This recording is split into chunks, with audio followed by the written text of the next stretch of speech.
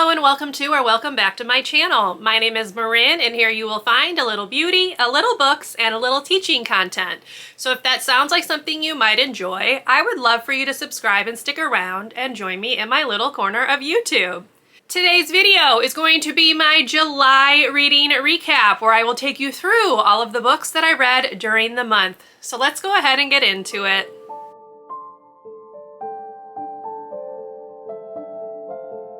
Before I start with the ratings, I do want to mention that every single book that I'm going to talk about today was part of a reading vlog as I was doing weekly reading vlogs during the summer. So I will link July's vlogs down in the description box if you would like to check those out, as I do go into more detail and things in those vlogs. So I'm going to go ahead and start off with my least favorite to my favorite, as I always do, and we're just gonna roll on through. So coming in at number 12, my least favorite book of the month was a 2-star read, and that was The Wilderwomen by Ruth, Emmie Lang. This is a magical realism book about two girls who are trying to find their missing mom, and the story was very slow, kind of meandering in pace and in plot, and the ending was not worth the long journey it took to get there. So not my favorite, 2 stars.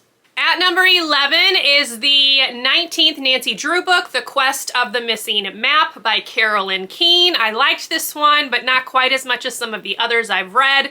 This one was a little bit more over the top and just not my overall favorite. So 3 stars for this one.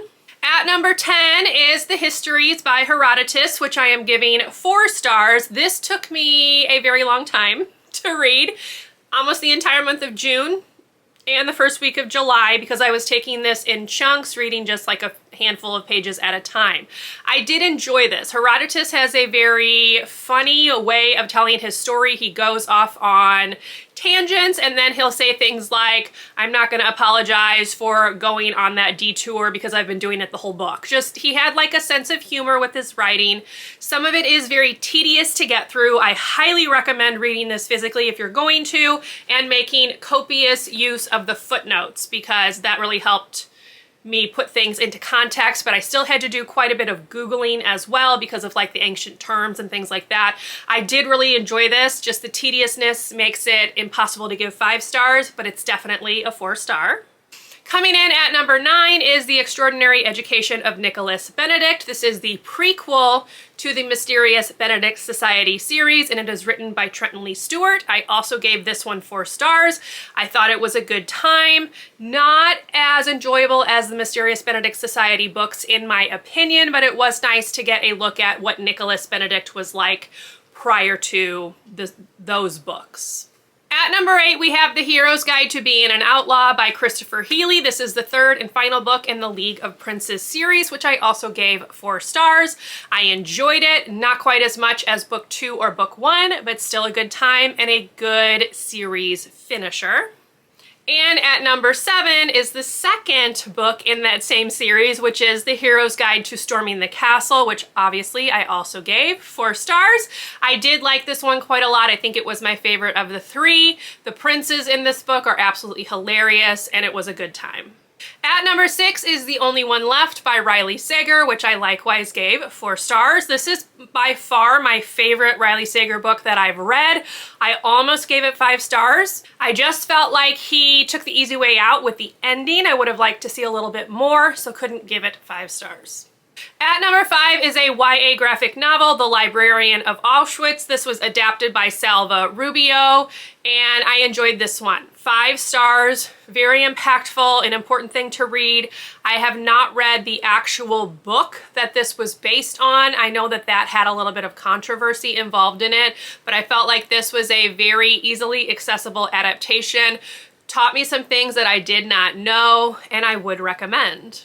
Coming in at number 4 is The Priory of the Orange Tree by Samantha Shannon, which I likewise gave 5 stars. I really enjoyed this, which surprised me a little bit because adult fantasy is not typically my thing.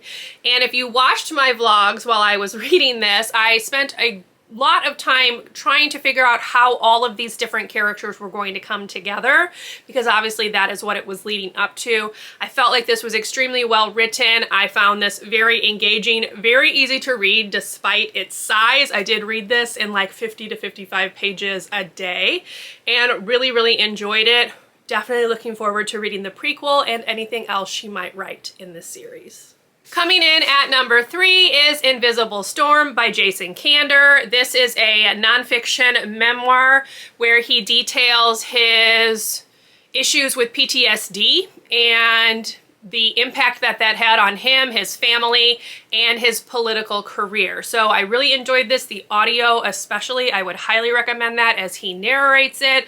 And this was just a really good book. Very short, very easy to read. He doesn't pull any punches. He tells you exactly what life was like while he was dealing with the depths of his PTSD, what it took for him to actually acknowledge that he had it and to finally get help. And I just really, really enjoyed this. So would recommend, 5 stars. At number 2 is Concrete Rose by Angie Thomas. This is the prequel to The Hate U Give, which I read back in like 2017, I believe, whenever that book was released.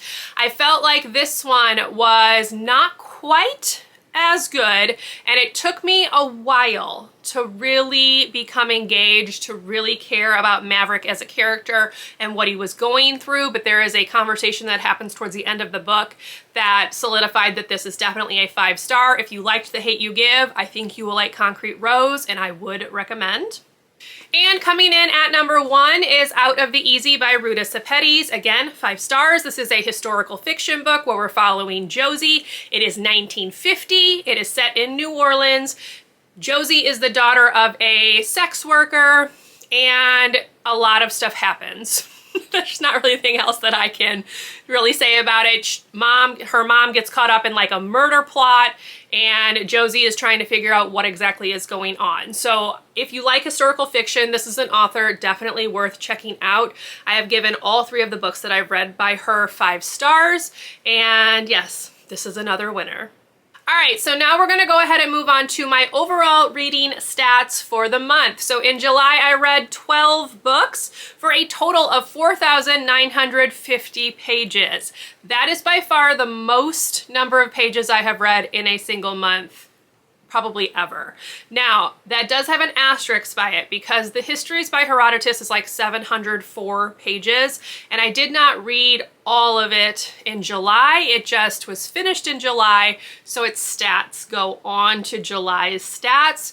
So the number is slightly inflated, but we're gonna go with it. I read The Priory of the Orange Tree, which was 802 pages, I believe, and then the Histories by Herodotus, which was 704. So 2 very chunky books read or finished in July. And for authors, I read 7 returning authors and 4 new to me authors. So not too bad. I did read some series books, which we'll get to those stats in a second. So obviously the 7 returning makes more sense. The breakdown of how I read the books works out to reading 5 physical books, 4 audiobooks, 1 ebook, and then I did read 2 books that were a combo of audio and physical. I read a total of 8 genres, which works out to 3 fantasy, 2 historical fiction, 2 nonfiction, and then 1 each of thriller, classic, adventure, magical realism, and contemporary. For series breakdown, I did read 6 series books. This works out to 1 series started with The Priory of the Orange Tree, 3 series that I finished, as I finished the Mysterious Benedict Society, the League of Princes series, and the Hate U Give series. And then I also continued a series with the 19th Nancy Drew. So I've been trying to do a better job of making sure I'm reading books that I actually own, and I did manage to read 6 owned books and 6 borrowed books in July. I read 1 children's book, 3 middle grade books, 5 adult books, and 3 YA books in July. And then for my star breakdown, I had 1 2-star, 1 3-star, 5 4 stars, and 5 5 stars. So pretty good reading month overall. I cannot complain.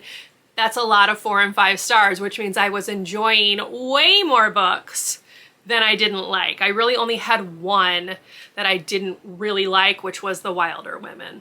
And then I am going to end this with a very tiny little book haul because I only picked up one, and that was my book of the month book, which is The Connollys of County Down. This is by Tracy Lang. I have not read anything by her. This was the one that sounded the most interesting. It's like a contemporary fiction book about a girl who is released from prison after serving time for a drug charge, and her like family drama, if you will. So sounded intriguing. I don't know when I'll get to it, but this was the one and only book that I picked up in July. And that is the end of this video. I hope you enjoyed. If you did, please leave me a thumbs up. Consider subscribing to my channel if you would like to see more from me. And I will see you in my next video. Bye, everyone.